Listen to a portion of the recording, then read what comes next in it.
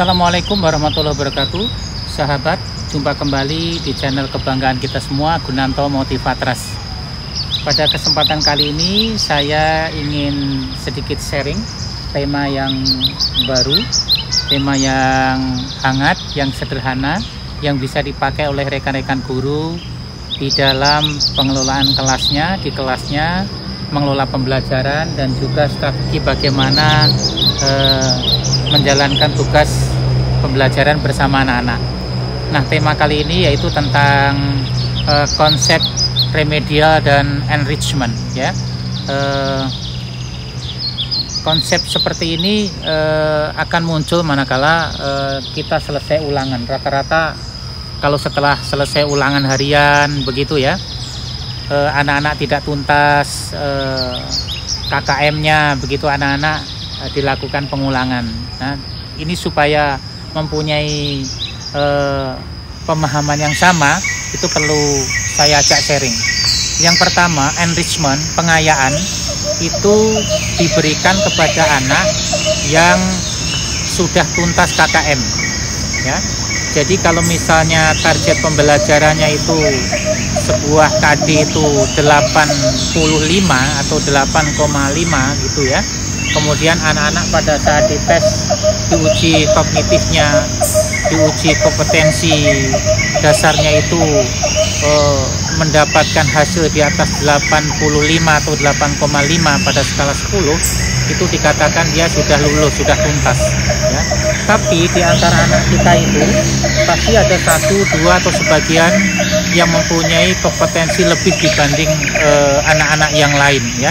Nilainya jauh lebih tinggi daripada target yang ditetapkan.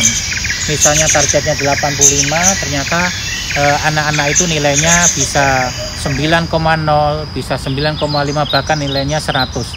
Nah, jika anak ini disinyalir, ditandai hampir mendapatkan itu terus dalam setiap kali ulangan harian, maka anak ini bisa dikategorikan anak-anak yang khusus, ya, yang cerdas, yang terampil, yang pandai, yang mumpuni begitu.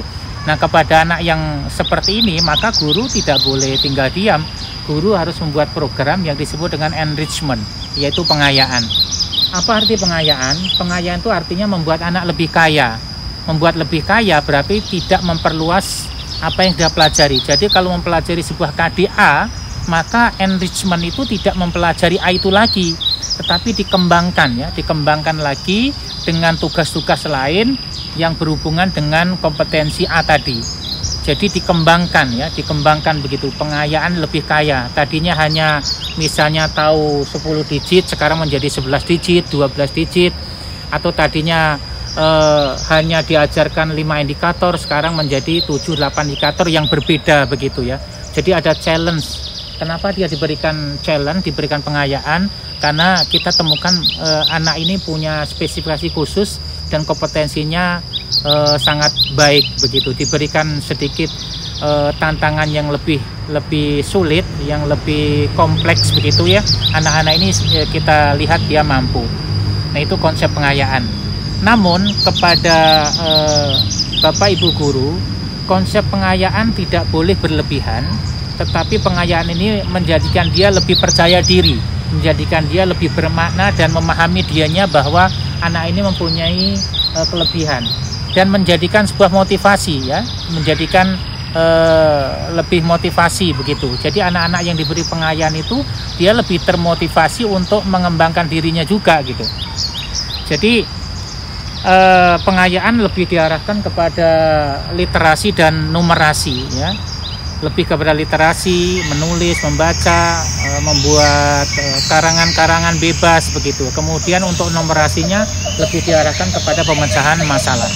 Nah, jadi Bapak Ibu, konsep pengayaan enrichment jangan sampai salah pemahamannya, dan kepada Bapak Ibu guru boleh, ya, boleh membuat program ini direncanakan jauh-jauh hari, tapi tidak boleh dilakukan secara sporadis. Jadi pada saat membuat RPP itu, maka program enrichment-nya, program pengayaannya juga sudah dituangkan, ditulis, sehingga tidak dikarang-karang begitu, sehingga terstruktur dan nanti targetnya bisa diukur. Kemudian yang kedua, masalah Tadi pengayaan sudah, sekarang perbaikan ya, remedial. Apa yang maksud dengan remedial? Remedial itu sahabat, remedial itu adalah perbaikan, memperbaiki yang belum baik. Jadi kalau misalnya ada anak kemudian sudah diajari 1 KD, kemudian ulangannya itu diberikan soal jumlahnya 20 nomor begitu ya, KKM-nya misalnya 7 begitu, sementara anak-anak ulangannya ternyata di bawah KKM misalnya 6 atau 6,5 begitu ya. Nah, apa yang dilakukan? Ya harus diperbaiki. Nah, cara terbaik memperbaiki, saya melihat ada salah persepsi, ada salah kaprah yang terjadi di lapangan. Guru yang melakukan perbaikan itu hanya fokus kepada pengulangan-ulangan. Misalnya hari Senin ulangan, nilainya di bawah KKM, maka nanti kepada anak yang di bawah KKM itu hari Rabu ulangan kembali begitu, atau hari selanjutnya ulangan kembali dengan materi yang sama tapi soalnya berbeda. Kemudian hasilnya itu dipakai. Nah, konsep ini menurut saya kurang pas ya, konsep ini kurang bagus ya, kurang hakiki. Nah, kurang bermakna. Nah, konsep remedial yang bagus adalah apabila anak itu pada ulangan pertama dia tidak tuntas, hasilnya di bawah KKM, maka harus dianalisis dulu ya. Dianalisis dulu. Pertama, dikelompokkan berapa anak yang nilainya di bawah KKM ya. Berapa anak yang nilainya di bawah KKM. Nah, setelah ketemu ya, kepada anak itu maka diberikan matrikulasi, diberikan semacam perlakuan, kemudian semacam program lagi, kemudian rangsangan begitu ya. Artinya sebelum diberlakukan ulangan kedua, ada perlakuan yang diberikan khusus kepada anak-anak yang tadi sudah ditemukan yang di bawah KKM itu. Jadi diajar ulang. Jadi kompetensi dasarnya diajar ulang, diajarkan kembali, tidak langsung tes yang kedua. Nah, matrikulasi ini dari ulangan pertama menuju ke ulangan yang kedua diberi waktu jeda. Nah, anak itu dikumpulkan di jam-jam khusus begitu ya. Boleh pagi, boleh sore, sepulang sekolah atau sebelum belajar malah begitu ya. Diajarkan kembali, dijelaskan kembali dengan peragaan yang lebih banyak, kemudian activity yang lebih menantang begitu, sehingga anak-anak tingkat pemahamannya melebihi pada saat pertemuan yang pertama begitu. Nah, setelah diberikan matrikulasi, diberikan perlakuan pengajaran ulang itu, baru guru melakukan yang disebut dengan tes yang kedua. Nah, jika ini sudah dilakukan, yang paling utama adalah remedial teachingnya dulu ya. Yang diperbaiki adalah perlakuan antara orang dewasa dan anak-anak itu terlebih dahulu. Jadi guru harus mengajar ulang. Nah, setelah pemahamannya tinggi, anak-anak paham, baru diberikan ulangan yang kedua. Nah, soal yang dikeluarkan di ulangan kedua pun itu tidak boleh sama dengan ulangan yang pertama. Bahasanya disederhanakan, tapi cakupan kompetensinya masih sama. Nah, dari sini anak-anak merasa akan lebih senang ya, karena dia lebih pede karena sudah mulai memahami. Dan yang paling utama adalah soal-soal yang dijawab salah saja yang dibahas lebih dalam. Tidak perlu membahas semua soal. Jadi misalnya tadi 5 anak ditemukan yang di bawah KKM, kemudian dia lagi soal mana yang dijawab paling banyak salah oleh kelimanya begitu. Kalau misalnya ketemu 5 nomor, ya 5 nomor itu yang dilakukan matrikulasi, yang dilakukan pengajaran ulang. Bisa jadi di 5 soal itu anak-anak nggak paham. Nah, di situ ya, sambil ngecek nomor yang lain. Karena anak-anak yang sudah tuntas, yang sudah bagus di nomor-nomor tertentu, dia tidak perlu diberikan perlakuan ulang. Nah, ini menarik. Kemudian jika pada kesempatan kedua itu anak-anak sudah tuntas ya, sudah tuntas, maka selesai sudah kegiatan remedial itu dan tidak perlu dilakukan untuk tahap yang ketiga, walaupun mempunyai hak sampai 3 kali, sampai 4 kali, sampai yang bersangkutan merasa dia tuntas gitu ya. Tapi kalau baru 2 kali dilihat sudah tuntas, maka cukup sampai di situ saja. Nah, mana nilai yang diambil? Nilai yang diambil itu mana? Nilai pertama atau nilai hasil remedial yang pertama? Nah, kalau kelima-limanya tuntas, sebagai contoh tadi, 5-5 tuntas dan nilainya itu di atas KKM semua, maka di lapangan saya menemukan ada beberapa teknik. Teknik pertama adalah nilai asli ditambahkan nilai remedial dibagi 2. Jadi cari rata-ratanya begitu ya. Itu yang pertama.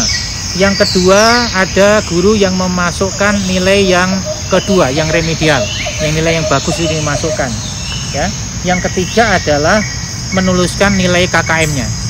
Nah, menurut saya yang paling adil, yang paling bijaksana adalah menggunakan desain yang kedua, ya, mendesain kedua, yaitu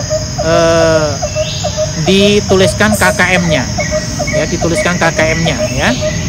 Jadi kalau misalnya anak pertama dapat 6 di bawah KKM, pada tadi KKM-nya 7 begitu ya, kemudian pada saat remedial itu nilainya berapa ya, 9 begitu ya, nilainya 9, kan berarti itu bagus sekali ya, tinggi ya. Maka yang dituliskan ya bukan rata-ratanya, kalau rata-ratanya berarti kan 9 tambah 6, 15 bagi 7,5 begitu ya. Yang paling bagus adalah dituliskan KKM-nya ya. Jadi nanti kalau anak dapat KKM itu bisa disimpulkan bahwa anak itu pernah mengikuti kegiatan remedial.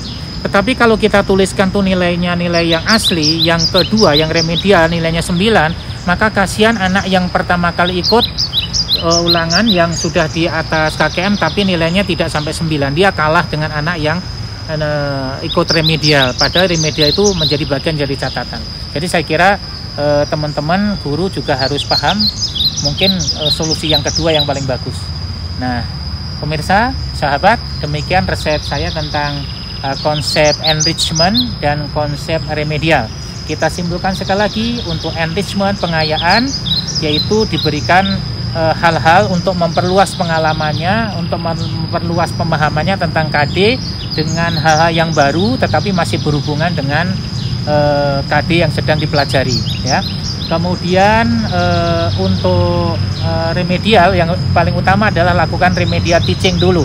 Jadi sebelum diberlakukan tes ulangan yang kedua atau tes yang ketiga dan seterusnya, maka anak diberlakukan diajar kembali. Jadi pembelajarannya kepada anak itu diulang kembali dengan lebih mudah, lebih banyak menggunakan alat peraga, lebih banyak aktiviti supaya tingkat pemahamannya anak semakin baik. Sehingga nanti baru dilakukan tes yang kedua dan ketiga. Semoga sukses resep dari saya sederhana tentang pengayaan dan perbaikan. Salam sukses, sampai ketemu lagi di channel saya. Assalamualaikum warahmatullahi wabarakatuh.